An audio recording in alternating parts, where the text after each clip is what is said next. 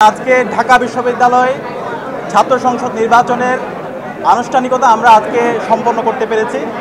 আমরা শহীদদের জন্য দোয়া করছি, একই সাথে আমরা গাজীদের জন্য দোয়া করছি যারা এখন হাসপাতাল বেঁধে কাতরাচ্ছেন।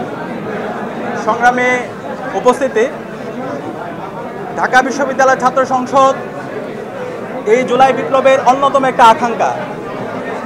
আমরা গত 1 বছর ধরে বিশ্ববিদ্যালয় ক্যাম্পাসে আমাদের যতগুলো দাবি দেওয়া উত্থাপন করেছি, সেই জায়গায় আমাদের প্রথম দাবি ছিল ছাত্র সংসদ নির্বাচন দিয়ে দেওয়া।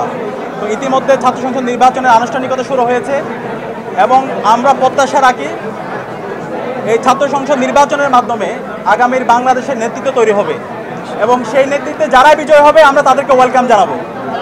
ইসলামী ছাত্র শিবিরের জায়গা থেকে আমরা চেয়েছি বিশ্ববিদ্যালয়ের যত ধরনের শিক্ষার্থী আছে আমরা সবাইকে আমাদের যে জোট হচ্ছে, আমাদের যে প্যানেল হচ্ছে সেখানে রিপ্রেজেন্ট করার জন্য। ইতিমধ্যে আমাদের প্যানেলে কারা কারা থাকছেন সেটা আপনারা জানতে পেরেছেন। জুলাই বিপ্লব যখন হচ্ছিল তখন কিন্তু আমরা প্রত্যেকের পরিচয় ভুলে গিয়ে ফেসিবাদের বিরুদ্ধে ঐক্যবদ্ধভাবে আমরা আন্দোলন করেছিলাম। সেই জুলাই বিপ্লবের যে রিফ্লেকশন সেটা আমাদের প্যানেলের মধ্যে আমরা নিয়ে আসার চেষ্টা করেছি। এখানে ইসলামী ছাত্র শিবিরের নেতাকর্মীরা যেমন আছে, এর বাইরে ইন্ডিপেন্ডেন্ট যারা অ্যাক্টিভিস্ট আছে তারাও আছে। এর পাশাপাশি আমাদের যে হচ্ছে চাকমা সম্প্রদায়ের আমাদের ভাইরা আছে, এর পাশাপাশি আমাদের বোনরা আছে। তো আমরা চেয়েছি একটা ইনক্লুসিভ প্যানেল।